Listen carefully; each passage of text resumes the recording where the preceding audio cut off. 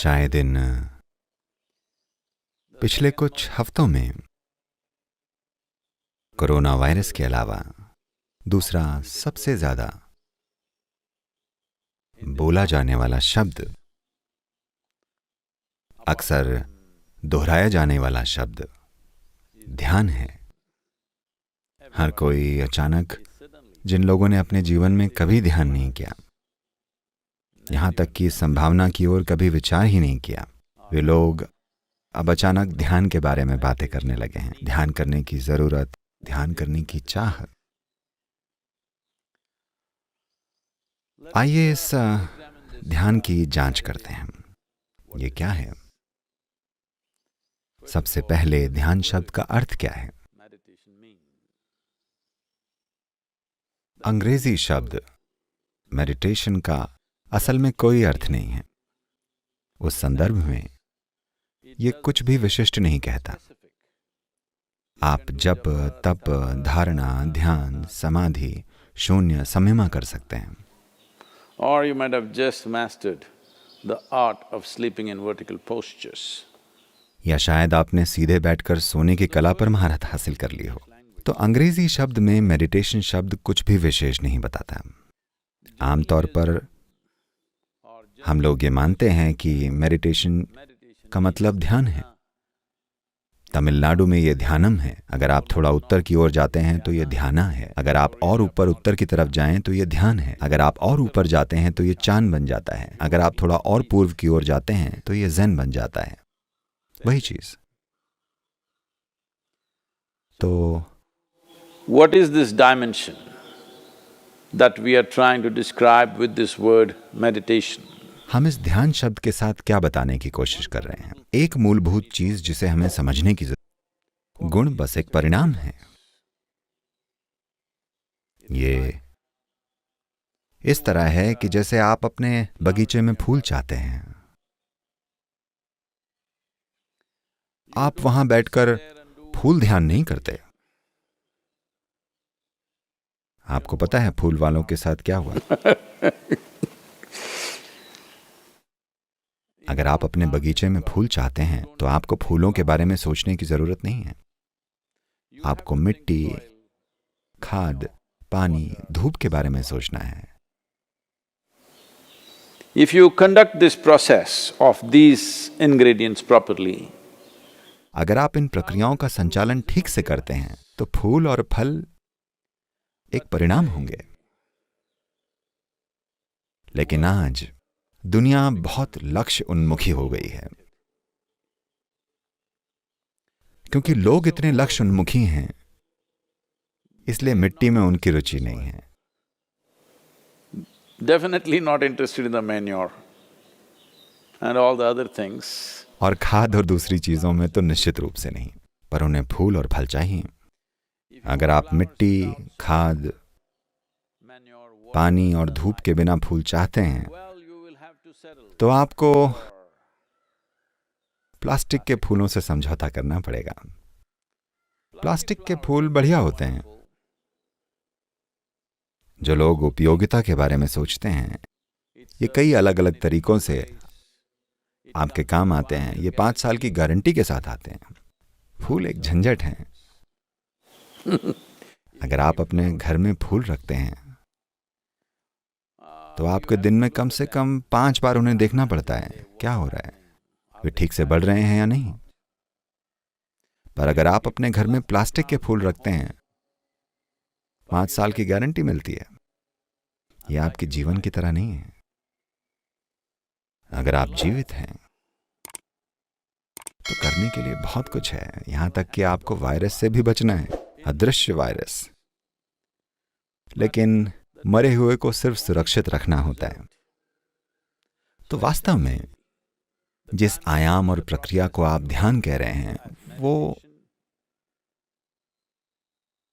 बहुत जीवन उन्मुखी है।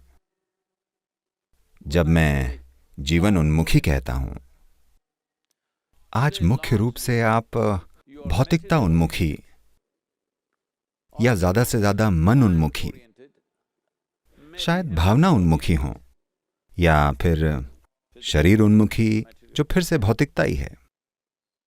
जीवन मुख्य रूप से ऐसा ही हो गया है।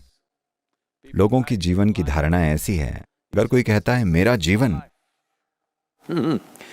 आपको ये समझना होता है कि लोग अपने काम के बारे में बात कर रहे हैं, वे देश या दुनिया की आर्थिक स्थिति की बात कर रहे हैं, अपनी कार के बारे में, शायद अपने कुत्ते के बारे में, कभी कभी अपने पतियों और पत्नियों के बारे में भी। कुछ भी हो सकता है, पर एकमात्र चीज जो सचमुच में जीवन है वो इसमें धड़क रहा है। ये जीवन है, बाकी सब हमारे द्वारा बनाई गई व्यवस्थाएं हैं, इस उम्मीद में कि ये व्यवस्थाएं हमारे जीवन को ऊंचा उठाएंगी।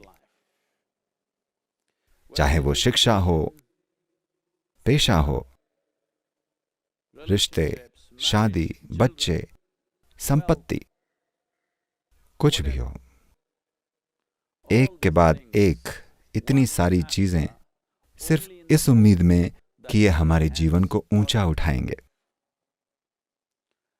जैसा कि आप जानते हैं, ज्यादातर लोग अपने जीवन को ऊंचा उठाने के बजाय मोटे तौर पर इन चीजों के साथ उलझ गए हैं। सहायक चीजें जीवन प्रक्रिया से बड़ी बन गई हैं। खैर, मुझे लगता है in a very cruel way, the virus is bringing focus on the life. बहुत ही निर्मम तरीके से वायरस जीवन में फोकस ला रहा है। आपको अचानक समझ आ गया है कि आपका महंगा घर एक कैद खाना बन गया है। आपकी महंगी कार कबाड़ जितनी ही अच्छी है, क्योंकि आप उसे चला नहीं सकते, कम से कम कुछ समय के लिए। और इस समय दुनिया ऐसी स्थिति में है जहां हमें नहीं पता कि सड़क पर फिर से निकलने के लिए और अपने वाहन में थोड़ा सैर सपाटा करने के लिए कितना समय लगेगा। आप ये नहीं जानते, इसलिए अब स्वाभाविक रूप से दुनिया भर में बहुत सारे लोग पूछ रहे हैं कि वे ध्यान कैसे करें। तो वो दिन के 24 घंटे स्वाभाविक रूप से ध्यानशील रहेगा। ध्यान कोई असमर्थता नहीं है कि अगर आप ध्यानशील हैं तो आपको अपनी आंखें बंद करके एक ही जगह पर सीमित रहना होगा। ध्यान एक असाधारण सशक्तिकरण है कि दुनिया में जिसकी भी जरूरत है आप वो कर सकते हैं, चाहे वो कुछ भी हो वाकई। और उसके बावजूद भी आप उन गतिविधियों की प्रक्रिया से अछूते रहते हैं जिन्हें हमें दुनिया में करना होता है। ये सशक्तिकरण या इस सशक्तिकरण के बिना दरअसल मनुष्य अपंग है, क्योंकि दुनिया में आपको जो सोचना, महसूस करना, समझना और क्रियाकलाप करना है, अगर ये सब आपको इतने बड़े तरीके से रगड़ने वाला है तो स्वाभाविक रूप से आप उसे करने में झिझकेंगे ही। स्वाभाविक रूप से आप उन चीजों को करने से बचेंगे जिन्हें किए जाने की जरूरत है। एक तरह से जिस पल आप ऐसी अवस्था में होते हैं जहां आपकी अपनी गतिविधि और आपके चारों ओर संसार की गतिविधि और आपके मन की गतिविधि और आपकी भावनाएं, जब वे आपके जीवन के हर पल में आपको प्रभावित करने लगती हैं, तब किसी तरह आप खुद को अपंग बना लेते हैं, क्योंकि स्वाभाविक रूप से आप अपने जीवन के स्तर को बहुत सीमित रखना चाहेंगे, क्योंकि क्रियाकलाप, विचार, भावनाएं, जीवन के साथ जुड़ाव भारी मात्रा में दुख पैदा कर सकता है। एक बार जब जाने अनजाने में दुख का भय होगा, तब आप जीवन के दायरे और संभावनाओं को सीमित कर देंगे। ध्यान का अर्थ बस यही है। अगर आप इसे बहुत ही सरल तरीके से समझें, अगर आप यहां बैठें, आपका शरीर यहां है, आपका मन यहां है, आप जो हैं वो भौतिक शरीर और मानसिक ढेर के इन दो आयामों से थोड़ा दूर है। शरीर और मन के ये दो ढेर